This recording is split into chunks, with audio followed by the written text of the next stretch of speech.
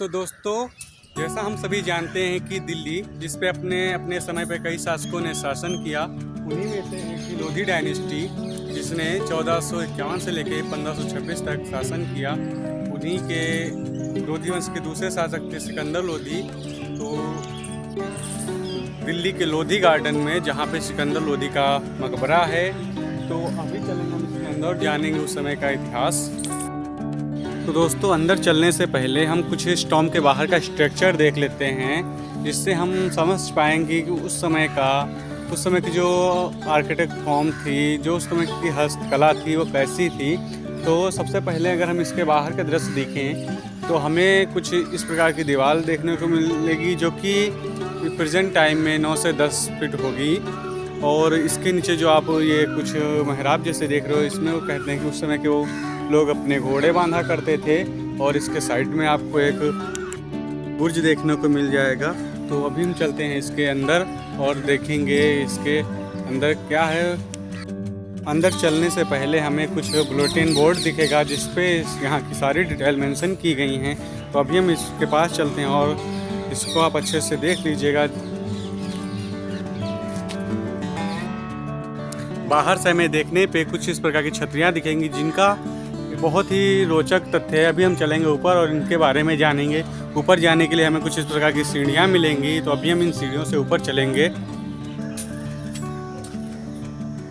तो दोस्तों, 15वीं शताब्दी 1451, जब दिल्ली पर सैयद वंश का शासन समाप्त हो गया था, तब लोधी वंश के जो प्रथम शासक थे बहलोल खान लोधी, उन्होंने दिल्ली पर अपना शासन किया, अपना दबदबा बनाया।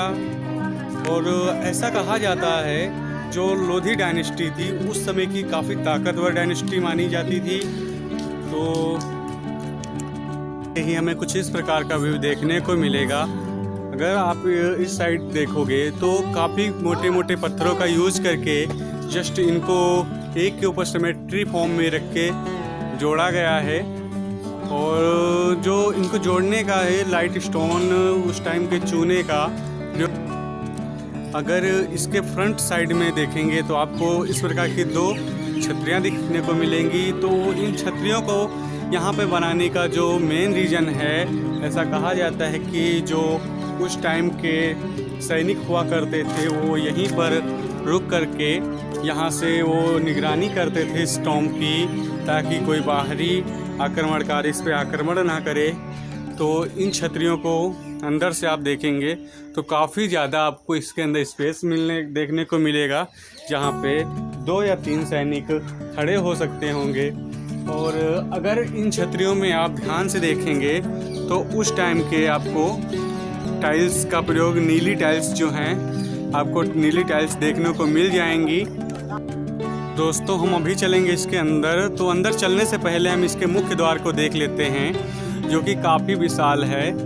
और इसको उस टाइम के हिसाब से बनाया गया। अगर इसके ऊपर देखें तो इस पर कुछ उस टाइम की लिखावट थी, जो कि अभी अपने समय अनुसार मिटती जा रही है। दोस्तों, जिनको आज हम सिकंदर लोधी के नाम से जानते हैं, उनका कभी नाम निजाम खान हुआ करता था।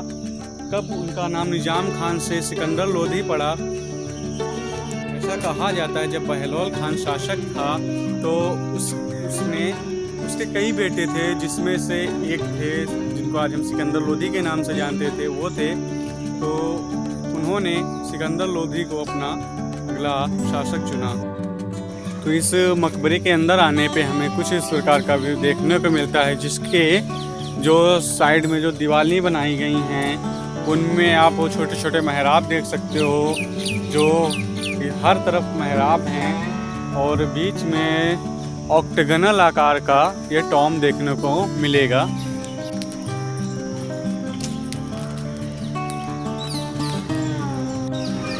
तो दोस्तों, अब हम जो सिकंदर लोधी का टॉम है उसकी ओर बढ़ रहे हैं। और ये उस टॉम का मुख्य द्वार है, और इसी से अभी हम सिकंदर लोधी की कब्र देखेंगे।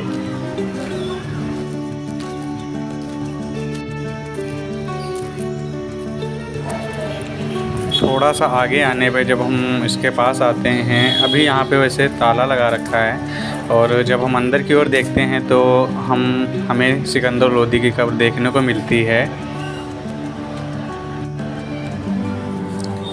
जब सैयद वंश के शासक अलाउद्दीन आलम शाह, जिन्होंने 1414 से लेकर 1451 ईस्वी तक दिल्ली पर शासन किया, फिर उसके बाद उन्होंने अपना जो शासन था, राजपाट था, उन्होंने अपना लोधी वंश के जो प्रथम शासक यानी कि बहलोल खान लोधी को 1451 में अपना शासन दे दिया। फिर यहीं से शुरू होती है लोधी वंश की शुरुआत होती है यहीं से। और बहलोल खान लोधी जो कि सिकंदर लोधी के पिता हुआ करते थे, उन्होंने 1489 तक दिल्ली पर शासन किया।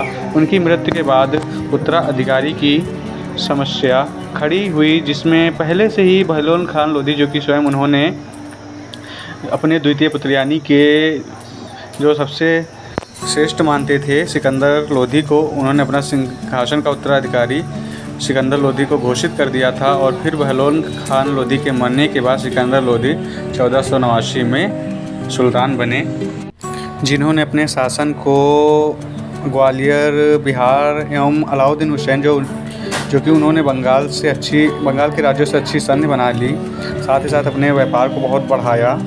और जब इनकी मृत्यु हुई तो इनको सर्वप्रथम जो आगरा है वहाँ पे रखा गया था। फिर कुछ समय बाद इनको वहाँ से लाकर इनके बेटे ने यहाँ दिल्ली में मकबरा बनवाया और यहीं पे इनको दफन कर दिया गया। और जब हम इसके आगे की ओर बढ़ते तो हमें एक मस्जिद देखने को मिलती है, जिसके सामने एक चबूतरा है जो कि काफ़ी स्वच्छ, मतलब काफ़ी साफ़ सुथरा है।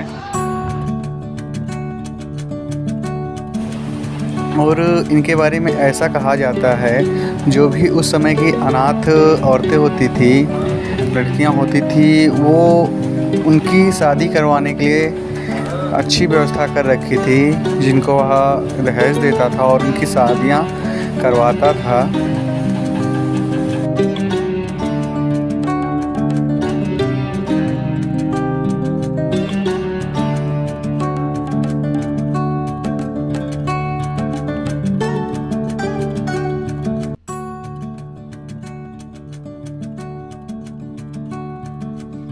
और साथ ही साथ अनाज पर से ज़कात हटा दिया।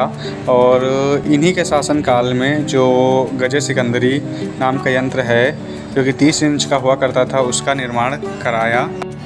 तो दोस्तों, ऐसा कहा जाता है कि जो इब्राहिम लोदी थे, लोधी वंश के तीसरे और आखिरी शासक बने, क्योंकि जब सन 1526 में पानीपत का प्रथम युद्ध बाबर के साथ हुआ, जिसमें इब्राहिम लोदी बाबर से हार गए, और यहीं पर 1526 में लोधी वंश का समापन हुआ और एक नए वंश यानी कि मुग़ल वंश की 1526 में आधिपत्य जमा हो गई। और यहीं से नए शासन की शुरुआत होती है। मुग़ल सल्तनत का दिल्ली पर दबदबा बन जाता है। तो उम्मीद करता हूँ यह वीडियो आपको पसंद आया होगा, और इसी तरह की ज्ञानवर्धक वीडियो हम लाते रहेंगे आपके लिए। और मिलते हम किसी अन्य ऐसी ही ऐतिहासिक जगह पे। तब तक आप अपना ख्याल रखिए और हम पे अपना प्यार बनाए रखिए। मिलते हैं किसी नेक्स्ट वीडियो में, तब तक के लिए बाय बाय, टेक केयर।